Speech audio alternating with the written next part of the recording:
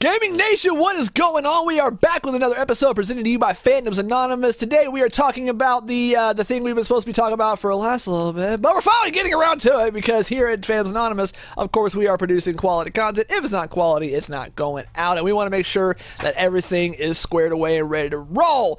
Before we begin, I want to give a quick word to our founder, Malcolm Banks. Go ahead, hit it, Malcolm. What's going on, everybody? This is Malcolm, the numero uno CEO and founder creator of Fandoms Anonymous. Before I start talking about my likes from Nintendo when it comes to what are we talking about here? E3 2018. I just want to give a shout out to the guys that are running this camp. My man Clay, my man Daryl, my man Dan, my man Matthew. These guys have done some amazing work with Gaming Nation, and Gaming Nation is going off to higher and higher heights each and every episode. So thanks to these guys. These guys are awesome, and I'm glad you guys are listening to them. But for me, I came here to talk about Nintendo and Nintendo only, because you guys always hear me. If I come on the show, I'm talking about Nintendo. I absolutely love what Nintendo brought to the table at E3. We're talking about all the other different games. A lot of those games I don't play, so I'm just talking about the ones that I'm really, really interested in. First of all, I'm giving honorable mention to Captain Toad Treasure Tracker. I have played the demo on Nintendo Switch, and the demo was absolutely amazing. Even my wife got into it, but she said, I really don't want the game. I was like, okay, I get it if you want it, but she really don't want it. But we'll move on. Another thing for me was, of course, Smash Bros. Ultimate. You can't go wrong with Smash Bros. Ultimate because the game was just absolutely magnificent. Like you have every single character that has ever been in Smash Bros. Who is now going to be in this game, and I'm loving that. But the takeaway from me from E3, you guys have heard me talk about it so much. You guys have heard me mention it so many times, and I'm talking about it. You know what I'm about to say. Super Mario Party. I have been wanting a Mario Party game, a new Mario Party game, for a very long time. Me and Daryl, we grew up playing Mario Party against each other all the time, 3 or 4 o'clock in the morning, 6, 7 o'clock in the morning, getting down on some Mario Party. And now Mario Party is coming to the Nintendo Switch. When they announced Super Mario Party, when it showed up on the screen, I literally leaped off of my sofa in excitement, literally leaped, and I just started calling everybody on my phone. These guys, they know they got a phone call from me because just like I was just so excited. They're bringing it back to the basics. They got rid of that whole everybody's in the same car thing. They've added some extra features, and you guys know for a fact that when this game comes out, that I will be playing and I will come back on the show and just tell you guys about how awesome the game is. So that's all I got for you guys today. Continue enjoying the show. Have a good one. And of course, yeah, we do. We really do want to get Malcolm back on the show at some point, so we're going to set that up for him. And but today, of course, we're here talking about E3. We got the panelists here, so we'll go ahead and introduce them around. Daryl, what's up, my man? Hey, what's up, guys? Man, it's been a while. Hey, let's do it. All right. Dan, what's going on, brother? Hey, what's going on, people? I'm super excited to be here. Let's get it going. And of course, my man Spotty back. What's up? What's snapping in, everybody? Alright, what's snapping in, bro? Alright, and of course, I'm Clay, your host of the show from Tales of the Blade. Cue that intro!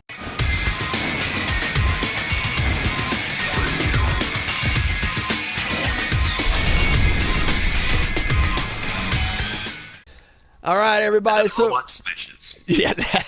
All right. So it has been 1 year since all of us got together. Spotty, about excluded, of course, but we're getting him in now. When we all joined together, me, Dan, Daryl, and of course Malcolm at the time, and James Lang was on that show. That was actually a really great show. But, of course, it's been 1 year since that. E3 is what brought us together, so we're super pumped about this show. We're going to bring it back a little old school. We're going to be talking about pretty much the same format that we did last time. So right away, we're going to hit up on some highlights. That show was honestly kind of one of those mid-generation shows. Like, it was good, but it left you kind of like at some point. So I'm going to go ahead and kick it over to Daryl. Daryl, what were your highlights for the show this year, man? Daryl? Can you hear me? Yeah, I hear you, Daryl. Okay, my bad. Hey, I kind of turned my head, and I got these headsets that. Never mind, I push mute. My bad. Okay, that's cool. I'm just talking away. Okay, now let me start over. All right, go for it. Man, this E3, it was good. It wasn't what I thought because leading up to it, I mean, the games got slow. We got slow. It was really, really quiet. So I was thinking we're going to get a lot more. I can tell you one thing, the highlight scene here for me was, Dan, don't get mad at me for this, but I didn't enjoy all the music on this show. Okay? I'm not a big music guy, but, you know, I come to E3 to, you know, for games. What's with all the bands? Okay? I mean, They had a they killed it at the Game Awards, man. So go ahead, yeah, go. Well, let me know when you want me to interject there. Go for it, bro. Listen, bro. So we remember when Comic-Cons and E3 were nothing but for the nerds and the video gamers. Everyone's trying to get their plug in now, and you know, people that listen to music, play video games, and vice versa. They're just trying to find their lane, and of course, I mean, it's an extra plus that you can go check out the video games and get a mini concert. I mean, I kind of think it's cool. I'd love it, but it all depends on how you like it and like the music, I guess. Yeah, you know, I guess everybody got their likes and dislikes. I ain't like it because I mean, like it's like the MTV Awards, BET Awards. They do all the music and they don't show no awards anymore. It's like, oh, the band's like, okay, hurry up and get to the games. I guess I'm just being picky. I'm being real, real picky, ain't it? They try to give you something different. He didn't like it. I was just waiting for the game. I was just waiting and everything, and then it's like even with the phase to open it up for Rage, the concert. I'm like, okay, I'm tapping my feet. I'm feeling the vibe, but I'm just ready to get to the game. I'm just ready to get to the game. I don't know, man. They kind of set it up for that Last of Us, though. Oh yeah, okay. Yeah, you got to admit it was still good in a few of the areas. I mean, yeah, it was a little weird. It was different, but at the same time, for some of the games, it set the mood big time. Dan, man, how about you, man? What's some of your highlights from the show, bro? I got 2 words: Spider-Man. That game took it away from me. And there isn't a lot of games that are superhero games that really just pull it back and be like, man, I need to pre-order that right now. Like, this game, it had like a little bit of everything in it. It had some Batman Arkham Asylum. It had a little bit of like some God of War style. It had a little bit of everything that I like in a game, man, and I loved it. I was blown away with the fighting style, and like I think I was telling you before that this game reminded me of like, it was like a fighting style action but with pinball. You're just bopping around like bop bop bop. I'm Arkham Asylum, jumping on people, I'm spinning, I'm doing a backflip, I'm webbing people. I was like I thought it was going to be good, and then I saw the official trailer and the gameplay, and I was like, oh my gosh, this is going to be great. No, dude, I completely agree, and that was actually really fast-paced, and I was mentioning, actually, before the show, that probably my least, I wouldn't say least favorite bit about it, because it was, like I said, it was completely action-packed, it was awesome, but I'm the kind of gamer that likes to, stop and look around at things and try to find, am I missing something? Am I going to miss anything? Is there a collectible that I got to grab here? I'm that kind of gamer. So moving as fast as you were through that demo, that was ridiculous, but I can understand, like if there wasn't anything and it was just trying to make it as cinematic as possible, they did a really good job with that. No questions asked. I'm actually looking forward to that big time. Spotty, how about you, man? That's pretty good. Highlight for me was Devil May Cry 5. Devil May Cry 5 is, they just came in, they introduced, please don't kill me, but my favorite character to play as, and that was Nero. But they took away his devil arm, and I'm like, no, that was the best part. Well, but then they gave him the prosthetic, and it gives the same gameplay mechanic. I'm like, okay, I can live with this. And then that Dante tease right at the very end, it just made me squeal like a little girl. I mean, yeah, that was good. I definitely can't hate to a degree of saying that the surprise of it was not fantastic. I mean, because again, longtime Devil May Cry fan, and I'm really mixed feelings on the fact that they did not continue the DMC Devil May Cry series. Instead, they went right back to the old formula. And I understand, like, from your standpoint, whereas, you know, Devil May Cry 4 was your first Devil May Cry game that you played.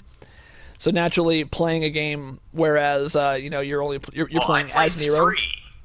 Yeah, I played 3, but 4 shows you right Nero, and I liked his gameplay better than Dante. But that's just the way I play my games. I liked his gameplay better than Dante, but it was still fun to play as Dante. Well, that's you know, also, you know, kind of they kind of evolved the gameplay to that point. Yeah. Let me ask you a question, Spidey. So, how would you feel about a cooperative mode with Nero and Dante? I would love that. Get a two-player a two-player 3D beat 'em up with just Nero and Dante just going through and just slaughtering everything. I would have so much fun with that. You know what? I was thinking the same thing. A lot of people I talked to said they don't like that idea because they don't like single player, multiplayer. They don't like that. But I would enjoy it because I remember when I played a game called I think it was Mortal Kombat Shaolin Monks. Yeah. And you know that game was awesome. I mean, us being cooperative, in the 3D world. I mean, I enjoyed the game.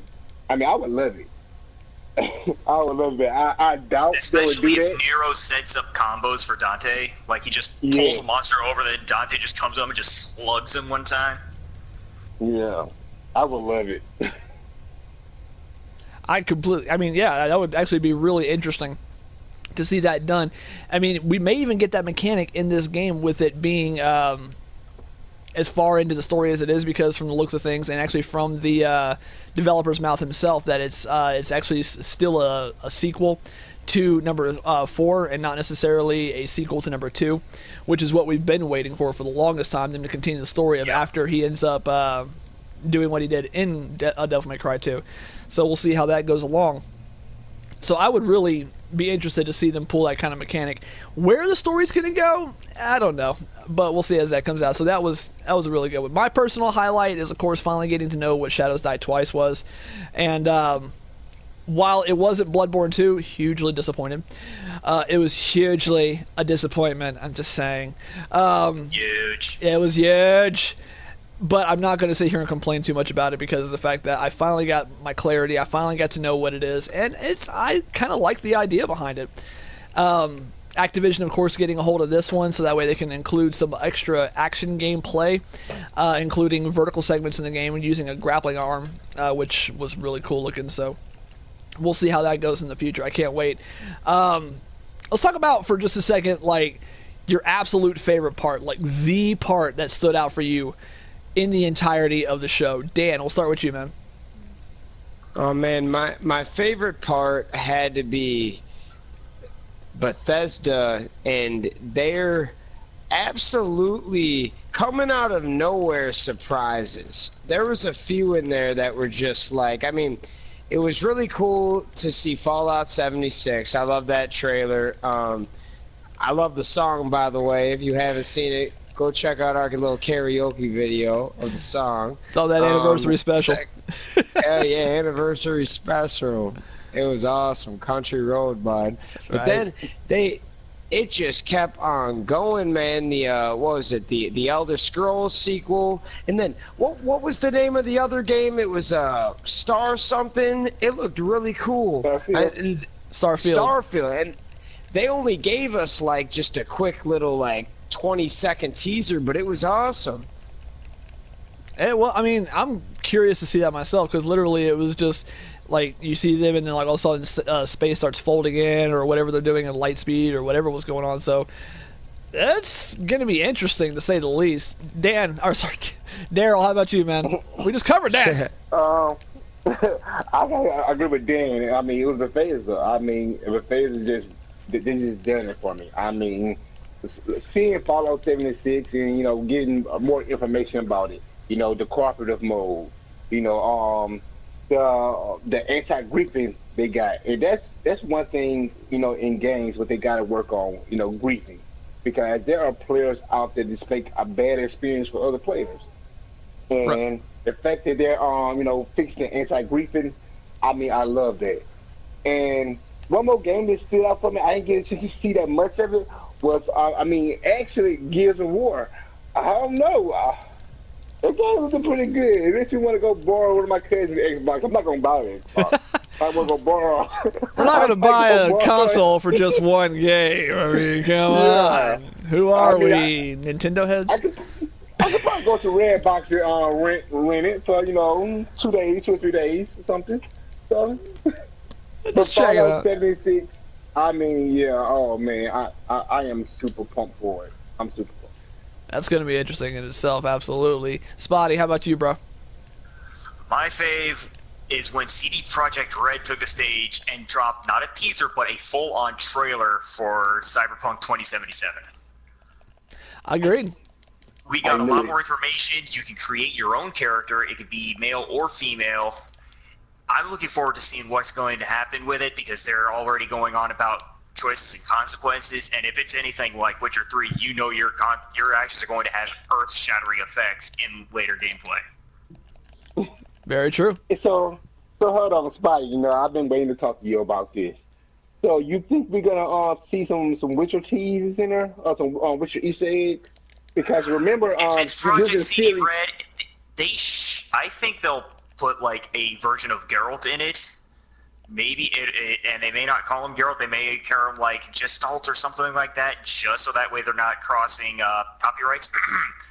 But I know that they're probably going to have that voice actor come in and reprise some sort of role. But they did say that Geralt's story is over. But this story, not CD Projekt. I mean, Cyberpunk. Wasn't this a story in series Vision? It could be one of series alternate places because she does describe a place where they wage war on the telescreens and everybody have their own flying boat. So it could be tied into the Witcher universe through series alternate universes. But yeah, I think this is a completely new IP that they're going on for. Okay. That's like saying, Watch Dogs wasn't going to have anything to do with Assassin's Creed, even though, with that disclaimer, it still did in two very major ways. Not only through propaganda actually being set up not only by the Templars, but the Assassin's Creed Brotherhood itself, but the assassination of Abstergo CEO Entertainment. Whatever his face was at the time. Here's the name right there. There you go. Okay, I did my research. Ha! Yeah, because in both games they actually in one game they tell you, oh, he was accosted, and in Watch Dogs you actually commit the deed. Exactly. Well, no, actually they technically say he disappeared, like no one knew what happened to him, but yeah, we all knew. Yeah. Have to say my favorite part was at the same time probably going to be someone's least favorite part was everybody's reaction to EA's press conference. That was just hysterical. I'm sorry. You felt bad for EA, man. It's like, okay, wow. So it turned out when not even the crickets want to give you any attention. Hey, so this is the new game we're announcing. No one cares. It's like when you tell a joke and no one laughs and you just looking at it. It was just that bad. That's how it honestly looked. Like two of these guys are up there and they're excited, they're hyped. Like, oh, and this is, by the way, our game. And everybody's like, nothing. You couldn't even hear a pin drop. It was the silence was that deafening. To drop a pin. The silence was that deafening. Oh, so bad. So going on to that, we'll go right to our least favorite portions of the show. Our least favorite portion of the show, Spotty. What was your absolute least favorite part of E3 this year?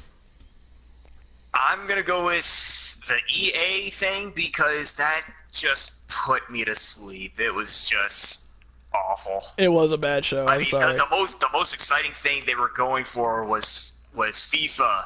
And it's like, we got all these new features, and I'm like, you mean the same features you've had for the last 5 years? That's about what it felt like. Now, honestly, I think probably what they really pushed more and was really, really sad because it was within the first few seconds of their press conference was what was it? Battlefront or Battlefield is getting Battle Royale mode.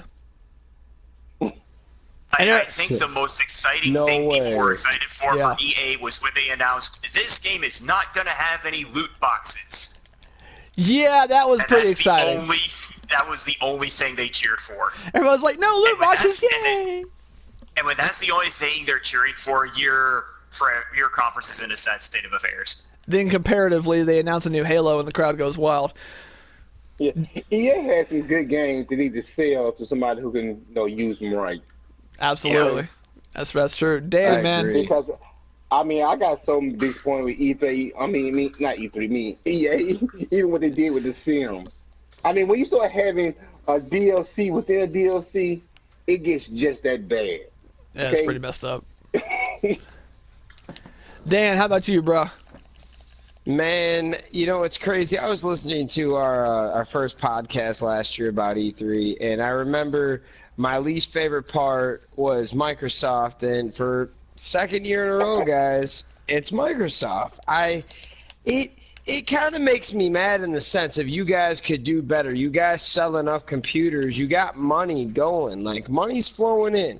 You guys could do better, but it kind of gives me the sense of they're trying to get away from video games because, yeah, they gave us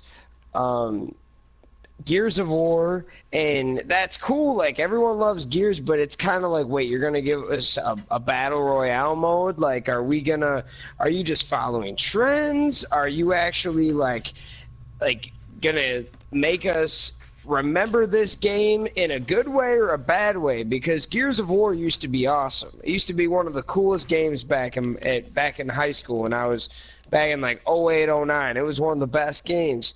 And that's all you give me, and then you bring up Bethesda to talk about 76 when like it's for all consoles. So why, there's no exclusives anymore. It was kind of like, what are you guys doing, Microsoft? Like, if you're trying to be the best game system, show it, because it seems like they're bowing down to PlayStation at this point.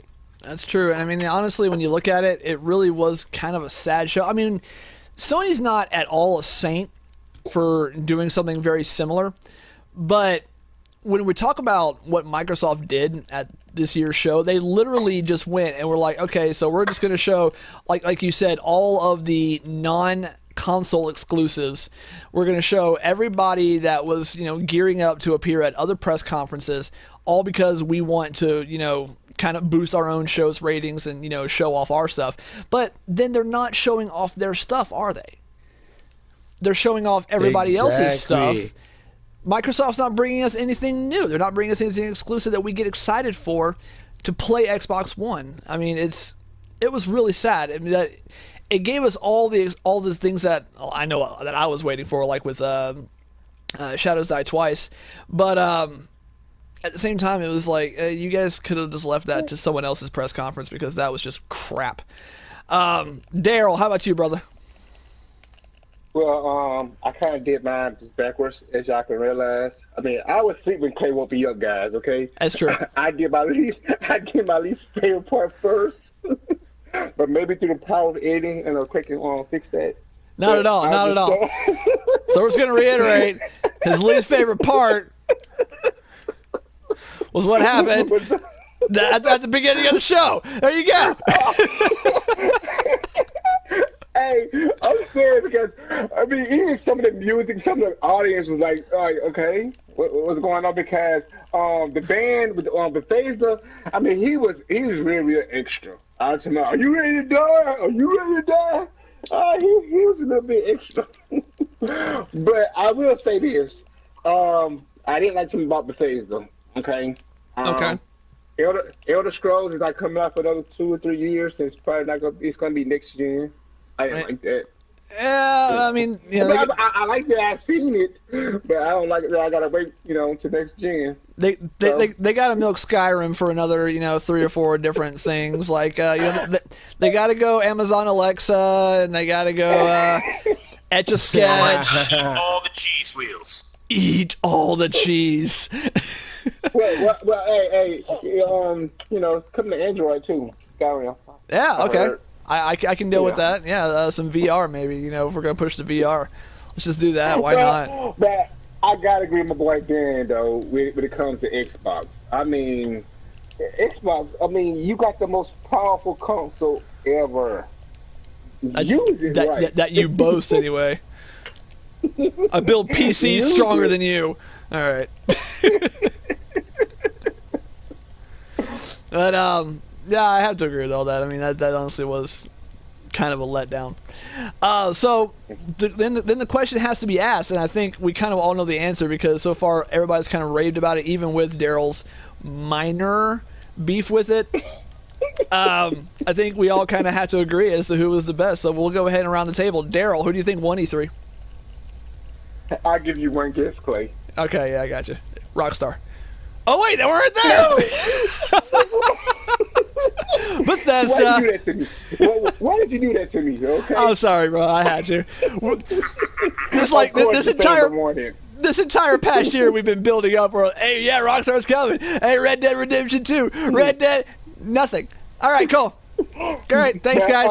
The reason why I say Bethesda won is because they gave us something for now and later. Okay, I mean we getting what 2 AAA titles this year? Yeah. Or is it 3? We getting 2 AAA titles, and then I mean they even showed us what they're working on for the future. Yep. I mean that's what your fans like. Okay, yes, you're working on some of our favorite games, Starfield, Elder Scrolls 6. You are working on it, and they showed us this. They even on the mobile market. Okay, we got with the Elder Scrolls Blades. Yeah. Coming into the mobile market. I mean, Bethesda just went everywhere. We on every console. We even on your mobile phones. So Bethesda just they showed out. And with that, you really have to respect them on that note as well, because of the fact that, like we were just saying earlier, they are bringing their exclusives, which is something that only other companies like Sony and Nintendo can boast. Dan, who do you think won E3, bro? Man, who I think won E3 was Sony. They hit me with a little bit of everything, and honestly, I love Sony. Every year, they give me at least enough for next year. Like, some years, they absolutely win it, but when it comes to consoles with the best games, like, that Spider-Man game just had me, man. There's some games that can win it for you, and honestly, with Sony, I really like what they did. They didn't give me as much as last year, and honestly, I really, we could all say that probably and make an argument that Bethesda won it, but I'm going to go with my pal Sony because they're consistent. And every year they give us something good. I definitely have to agree with you on a lot of those notes. And I was actually surprised during this whole thing that Sony wasn't talked about just a little bit more, because I mean, you would swear on Gaming Nation we were sponsored by Sony to talk great about it. Sony, pick us up. We'll talk great about you all the time, man. This is not Fox News, no, not at all. Sorry, we're not biased here. All right, Spotty Bud, who do you think took E3, brother? Who do you think I think? Hashtag B3. Yeah, Bethesda. He's gonna say. Hashtag B3. I mean, Bethesda's got it. To me, they've got it. I got to agree with Daryl there. But what really got it for me was when they teased us with Elder Scrolls 6, and I was like, I love the Elder Scrolls. I haven't played 1 or 2, but I have played all the other ones, and they're all amazing. Including the 17 iterations of Skyrim. Yeah, that's true. Yeah. I never played Elder Scrolls 3. Morrowind was great. Morrowind was amazing, yes. Everyone can want to tell me that, but I never played it. I feel bad. Oh, it was phenomenal. I loved it. And I'm actually going to go and have to side with everybody else and say Nintendo. Oh, wait, no one said that. Honestly, Nintendo brought an amazing show this year, Malcolm. I know you talked about it there, buddy, at the very beginning of the show. But I'm going to have to say that definitely Nintendo came and they brought it, and they brought out the big titles, of course. Everybody's going to be running to grab a Switch now because they're talking about, Super Smash Bros. All they had to do was say Super Smash Brothers, and here come the fans. So they brought a lot of great titles, and a lot of great things are coming to the Switch. I'm very excited to see where that particular console is going because it is an amazing console. I'm not going to sit here and downplay anything else that happened, because Bethesda, when they said in Elder Scrolls 6, I was like, yes. When we did Soldier 76, yeah, that's not a hint at all. When we did Fallout 76 and we were talking about, Country Roads, and we did our anniversary special, that was very special to me. I enjoyed that. Had a lot of fun and a lot of fun editing. Especially with, even though my reaction at the very end was kind of like, oh my god, what the heck.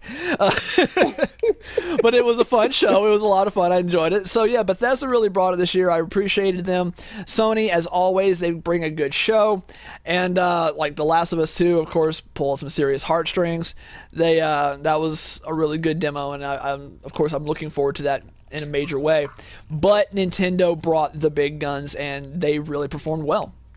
And that's something I really can't say much about Nintendo anymore, because they bring their fun stuff that they're doing like intermittently through the generations, but when they do decide to come and bring something big for a year, they do, and they do it up, and they did this year. So I really appreciated that.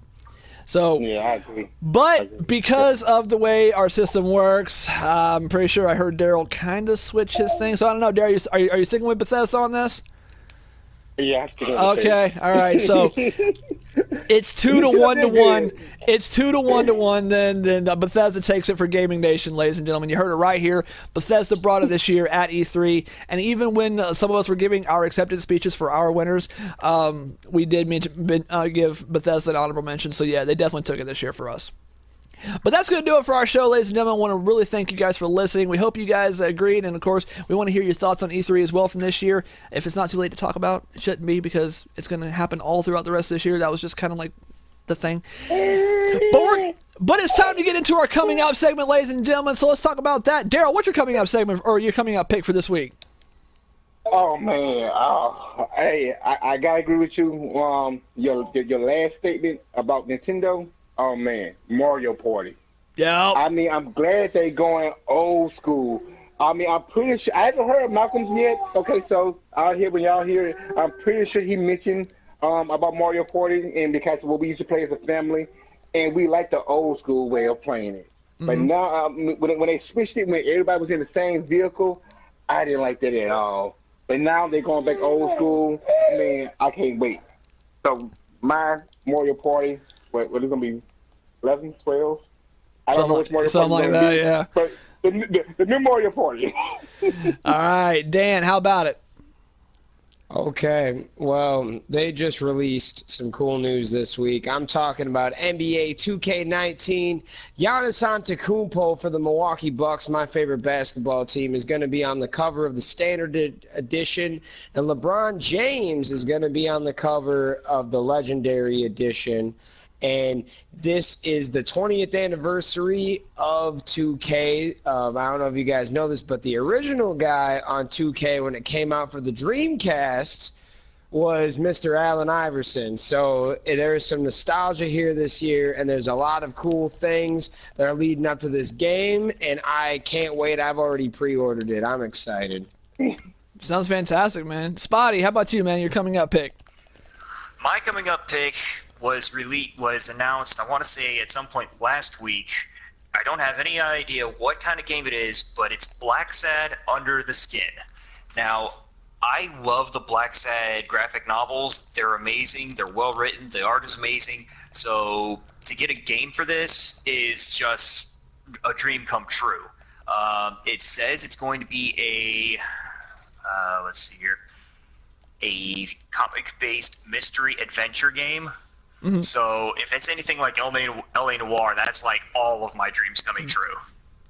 All right, I can respect that for sure. And my coming up pick for this week is actually one that's coming out very soon. I already have mine pre-ordered, paid for, ready to rock and roll. Talking about my boy Spyro, he is coming back, baby, and he looks so good. Again, we've mentioned this before. I had another coming up, but we do like to get excited a lot about a game and kind of repeat it. Red Dead Redemption. So, yeah, we're going Spyro this time, baby. And like I said, I paid for it. It looks great. I can't wait. Guys, seriously, get in there now. Go check it out. If you're any kind of fan of PlayStation, you know about Spyro. You know how much fun that game was. That brings back some serious memories. So definitely go grab that up right now. Just do it. Get up off your couch. Go. That's it. Co-op. So ladies and gentlemen, what happened? Is it co-op? Is it co-op? I don't know. It might be. I don't think it ever has one. Well, it might. We'll see if it is or not. I mean, for sure. We can have 2 Spyros. We can have a purple Spyro and a red Spyro. Well, what if they bring somebody in from Skylanders? Oh yeah. She just messed me up. See, Clay, look, Yeah. she gotta get off. Yeah, it's time. We gotta go, ladies and gentlemen. So thank you so much for joining us today. Daryl, where can we find you, brother? You can catch me on Fandoms Anonymous YouTube channel and page, and Game Anonymous. Excuse me. Gaming Anonymous, yeah. Anonymous. We fused. Gaming Nation YouTube channel and page. All right, Dan, where can we find you, brother? Hey, you guys can find me at the fan club on Facebook, Instagram, and YouTube. I don't think any of us can talk well today. You can also catch me on Facebook at DBraz or Dan Brazen. Check me out, and also find me at the Gaming Nation page for sure. Yeah, y'all definitely go check him out on Facebook and that Gaming Anonymous. Spotty, what's snapping, bro? Where can we find you at? You can find me on Facebook at Tales of the Blade. You can also find me on Instagram at TurboMagogo or SpottyBud. I'm also on YouTube at The Angry Cheetah Gamer. All right, and of course, I'm Clay from Tales of the Blade. You can find me on Facebook, YouTube, Fandoms Anonymous, Gaming Anonymous, Gaming Nation. I'll be on the different various forms of social media, and of course, you can check us on our page for all that information. But if you didn't know who we are Fandoms Anonymous. It's FANDOMSANONYMOUS. I can't even spell today. We're all over social media. You can check us on Facebook, Twitter, Instagram, YouTube, of course, and right here every single week on Gaming Nation, where we're giving you the gaming gab and all kinds of goals to actually one day speak English. So, ladies and gentlemen, if there's anything else, thanks for listening, and have a good one.